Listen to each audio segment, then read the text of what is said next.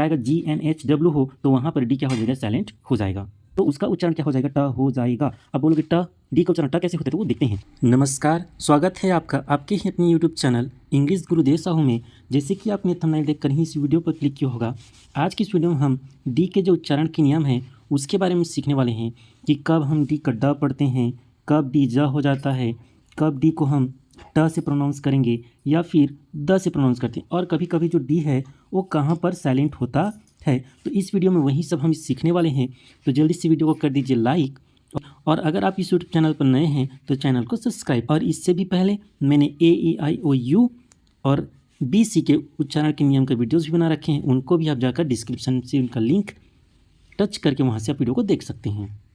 D का जो साधारण उच्चारण होता है वो हमेशा ज़्यादातर ड होता है, जिस छोटे अक्षरों में जहाँ पर डी शुरू में आता हो या फिर लास्ट में, जो 1 2 3 ऐसे जो लेटर्स के वर्ड बनेंगे उनमें डी का हमेशा उच्चारण क्या होता है, ड होता है। जैसे कि DAY day, DOG dog, DUTY duty. तो इन सभी में जो डी का उच्चारण है वो ड है। जैसे ड्यू, ड्राइवर, ड्रम। अब यहाँ पर जैसे लास्ट के लेटर्स में देखिए, जैसे कि BAD बैड, तो यहाँ पर भी डी का उच्चारण क्या है, ड। Beed, ride, sad, kid, made, road, side. इस प्रकार से जहाँ पर जो शुरू के अक्षर होंगे तो शुरू में जो लेटर होगा वो सिंपल है, उसका प्रोनाउंसिएशन वो ड ही होगा, लेकिन इसके जो आगे के रूल्स हैं कहाँ पर ज ट होगा वो इम्पोर्टेंट है। आगे बढ़ते हैं। इसमें देखिए जो डी के उच्चारण के नियम नंबर 2 है वो सबसे ज़्यादा इम्पोर्टेंट है कि जब डी के बाद कोई वर्ड में URE, IER, EUR, UATE, UAAL हो तो डी का उच्चारण ज से पढ़ होता है, या फिर डी का जो प्रोनाउंसिएशन है वो ड हो जाता है। जैसे देखिए यहाँ पर GRADUALLY,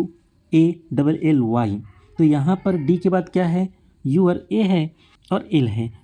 तो यहाँ पर देखिए जैसे कि ग्रेजुअली, क्या पढ़ते हैं इसको हम, ग्रेजुअली, इसको हम ग्रेडुअली, इस प्रकार से हम नहीं पढ़ते। फिर जैसे कि ये सोल्जर, इसको हम शोल्डर नहीं पढ़ते। जैसे कि देखिए डी के बाद IER है, तो रूल हमारा यही कहता है जब किसी वर्ड में डी के बाद IER हो तो जो डी है वो क्या बन जाता है, ज बन जाता है। जैसे कि सोल्जर।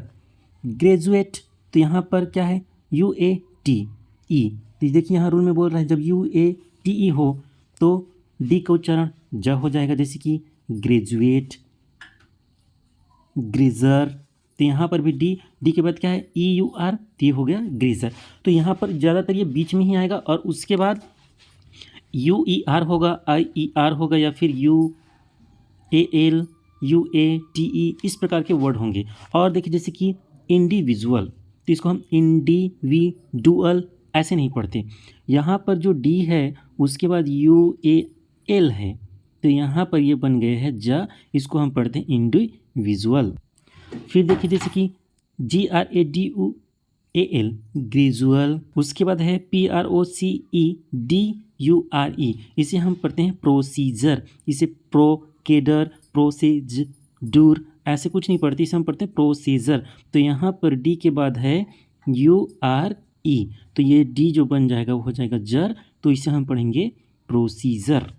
तो इस प्रकार से ये जो डी के उच्चारण के नियम नंबर 2 है सबसे ज़्यादा इंपॉर्टेंट है। इसमें आप डी को जब उसके बाद URE, IER, EUR, UAT, UAL इस प्रकार से हो तो वहाँ पर डी हमेशा क्या हो जाएगा, ज हो जाएगा। ये रूल यही कहता है जब क्या होगा, किसी वर्ड के लास्ट में क का उच्चारण हो, प फ स च हो, तो वहाँ पर यहाँ पर लगाएंगे डी या फिर ED लगाएंगे, तो उसका उच्चारण क्या हो जाएगा, ट हो जाएगा। अब बोलोगे ट, डी का उच्चारण ट कैसे होता है, तो वो देखते हैं। जैसे देखिए यहाँ पर जब क्या होगा, CRUSE है तो उसे हम क्रस पढ़ते हैं, लेकिन जब वहाँ पर डी लगेगा, ठीक है, तो उसमें ऑलरेडी ई है तो ई नहीं लगाना पड़ता, डी लगाएंगे तो हो गया, हम पढ़ेंगे इसको क्रस्ड। लेकिन इसका जो रियल प्रोनाउंसिएशन होता है क्रस्ट, क्या होगा वो, क्रस्ट। जैसे SHAPE सेप, लेकिन उसमें हम लगा दिए डी, तो ये सेप्ड ऐसा नहीं होकर ये हो जाएगा सेप्ट। जैसे WRAPPED रेप्ट, FINISHED, ये इसको हम पढ़ते हैं फिनिश्ड, लेकिन वो रियल में होता है फिनिश्ड। तो इस प्रकार से जिन वर्डों के लास्ट में क प फ स च हो तो वहाँ पर जब ई डी या डी लगाएंगे तो उसका उच्चारण डी का ट हो जाता है। जैसे कि और देखिए कुक, तो कुक में जब ई डी लगाया तो क्या बन गया, कुकड नहीं कुकड। और देखिए जैसे कि ड्रेंच्ड, एडवांस्ड, तो यहाँ पर ये सी होता है जिसे एडवांस बोलते हैं, तो यहाँ पर सा आ गया, तो वहाँ पर क्या हो गया, जो उसका उच्चारण है उसमें जब डी आया तो बन गया एडवांस्ड। इस प्रकार से जब किसी वर्ड के लास्ट में क फ स च प स हो और उसमें ए या ई डी लगाते हैं तब वहाँ पर उसका उच्चारण ट हो जाता है। रूल देखिए, जैसे कि जब क्या होगा, डी के का उच्चारण द के रूप में कब होगा, जब हम किसी चीज़ को हिंदी से इंग्लिश में लिखते हैं तो वहाँ पर उसका उच्चारण क्या हो जाता है, द से होता है। जैसे कि देखिए जब यहाँ पर देव लिखूँगा मैं, है ना, तो उसका स्पेलिंग क्या होगा, DEV, तो यहाँ पर जो डी है उसका उच्चारण द होगा। इस प्रकार से देवांश, देवकी, देवभोग, देहरादून, तो इस प्रकार से जो हिंदी के जो वर्ड होते हैं उसको इंग्लिश में लिखना होता है तो वहाँ पर जो डी का उच्चारण है ना, डी को हम द के रूप में क्या करते हैं, लिखते हैं और पढ़ते हैं। ये बेसिक है हिंदी जब हम पढ़ते हैं उसके लिए। बाकी इसके बाद जो रूल्स हैं वो इम्पोर्टेंट हैं। चलिए देखिए, जैसे कि डी का उच्चारण कब डी क्या होगा, साइलेंट होगा। जब किसी वर्ड में डी के बाद क्या होगा, जी हो, एन हो, एस हो, डब्लू हो, तो वहाँ पर क्या होगा, डी साइलेंट होगा। रूल क्या कहता है, जब किसी वर्ड में डी के बाद GNSH W हो तो वहाँ पर डी साइलेंट होता है। जैसे कि देखिए यहाँ पर BRIDGE, तो यहाँ पर जी के पहले क्या है, डी है, तो इसको हम ब्रिड्ज ऐसे नहीं पढ़ते, इसको हम पढ़ते हैं ब्रिज। और देखिए जैसे कि LODGE, इसको लॉड्ज ऐसे नहीं पढ़ते, हम पढ़ते हैं लॉज। क्या पढ़ते हैं, लॉज।